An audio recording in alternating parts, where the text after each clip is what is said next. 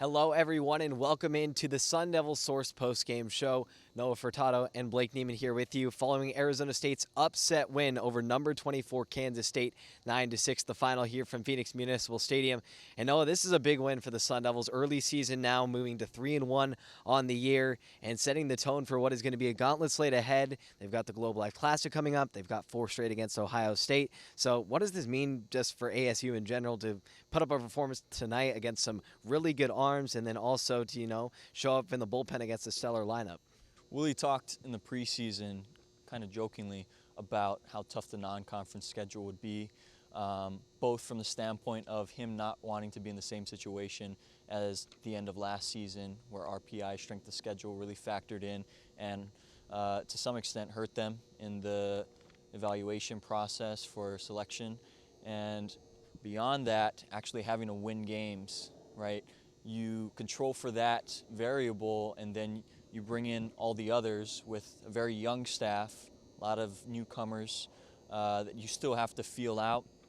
And I think that 3-1 after 4 games is a pretty good starting point that I don't know was a given at the start of the season. The offense, obviously, the consistency there has really allowed them to overcome other things as they really still try to figure out who they can trust on a staff with a lot of people who, he had mentioned in the presser today, he's still trying to figure out how they are going to respond under the lights.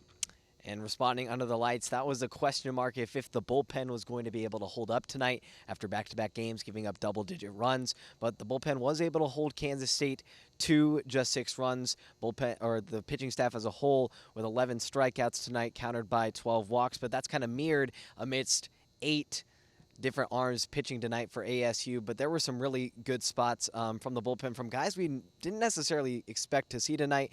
Shearer had some solid outings, then Matt Cornelius, 2 JUCO products, able to really come in some crucial spots and execute, and then of course Matt Teeting with the strikeout to close it out. Yes, the 2 JUCO transfers in particular tonight were their ASU debuts. Ryan Schieffer, he came in a very tough spot. Bases loaded situation.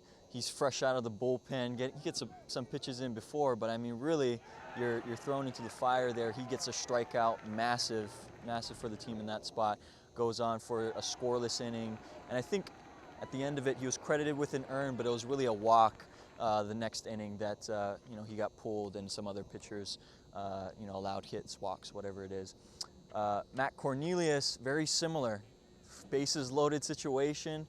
Strikeout again to really get them out of trouble, limit damage, and he also had another inning thereafter where he had a scoreless frame. So in those moments, especially early on, that's really telling to someone like, Willie, still trying to see who those guys are compared to everyone else. Like you said, having 8 pitchers go in a game like this is kind of testing the waters a little bit. Matt Teeting, he struggled over the weekend, but you put the confidence back in him to go out there and weather the storm. Cole Carlone, not so steady again tonight, command-wise. What do you end up with? Cole Carlone, 3 walks. That was a big thing for the staff overall, but then Teeting comes in, big strikeout, another bases-loaded situation. So when you have that many big outs from guys, one, it adds to the evaluation process of, who you might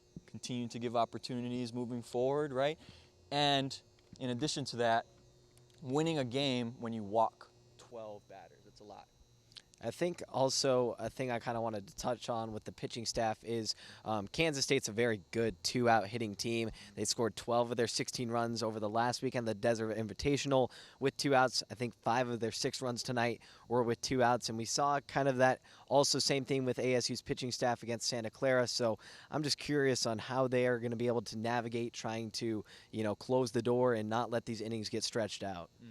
I think that is more sort of a coincidental outcome of just trying to sift through so many different guys. Again, they have 11 freshman pitchers on this staff. I think he's tested out 6 of them so far, and some in very difficult situations. Wyatt Halverson, seemed to have a soft landing in his first appearance over the weekend. They were up by a lot. Weekend, Yeah, exactly. They were up by a lot, and he still really struggled there. Willie puts him back out there tonight with runners on first and second, facing the 2, 3, 4 hitters in Kansas State's lineup. One of those being Cole Pepper, who's a top 30 prospect, right? So that just has to show you what exactly the priorities of the staff are right now. And on the pitching side of things, it's really trying to see, okay, how is this guy going to do here, right? Because while you want to win games, you also still want to be able to set yourself up to have the 10 to 12 guys that you know you can rely on and go to when you get to the heart of the season and you really can't have mishaps. And talking about just building confidence within the pitching staff, kind of navigating Willie being able to put that staff together and solidify trust in that staff. It's a lot easier to build trust when you have to not have to worry about building trust with some other pieces on the field. Steven Ondina was a spotlight tonight on the field at shortstop. He's been named the starter before the season. He's maintained that position, but had some nice work at the dish tonight, had a couple of base knocks, and but his defense is really what makes him stand out. He's from Puerto Rico, where they take a lot of pride in that, where scouts and coaches, he said specifically, like really emphasize the defensive part of the game. And Willie Bloomquist said that he, in the postgame, that he was making MLB type plays and major league type plays, and it really showed out there. Some double plays with Ethan Mendoza, just some unique movements and he just throws the ball across the diamond with like exit velos of 97 or something like that, and it just looks with ease. Just with ease, he's throwing across the diamond. We're on the same page, man. I mean, Willie, during the broadcast, Steven, he had his first double play where he had to sort of go to one knee, spun around the opposite way, and was able to fire it into Mendoza to start the double play. Willie had said he's never made a play of that sort. So, you know, it says a lot about his trust in him to have such a defensive specialist behind all of these pitchers, right? As they try to, you know, experiment, see how they do in these high leverage moments. But obviously, you know, we talked to 3 of the pitchers from today, Teeding, Cornelius, and Schieffer, and they all obviously had great things to say about what kind of confidence they can have to pound the strike zone when they know if the ball is anywhere near Steven Ondina, he's going to, you know, pick it up with the glove, and, you know, I called it a vacuum. It's pretty evident out there. Now, one thing to keep in mind with the shortstop position is Ondina, he's a veteran. Right, this is his last season of college ball, and the freshman behind him, Jax Ryan, really believes in his upside, right, as sort of a long-term future, future of the program. But as of the moment, right, the priorities, how do you stack those up against actually needing some assurances in the field behind a staff that you yourself don't really know a lot about and still trying to learn. So, you know, when you control for the other variable of that, the fielding behind them, it's pretty clear that Ondina is going to be able to do that. And when you can have a 2-for-4 performance, 2 hits, multi-hit performances from him, who, you know, Steven has really struggled in his career, more or less at the plate, that's a bonus.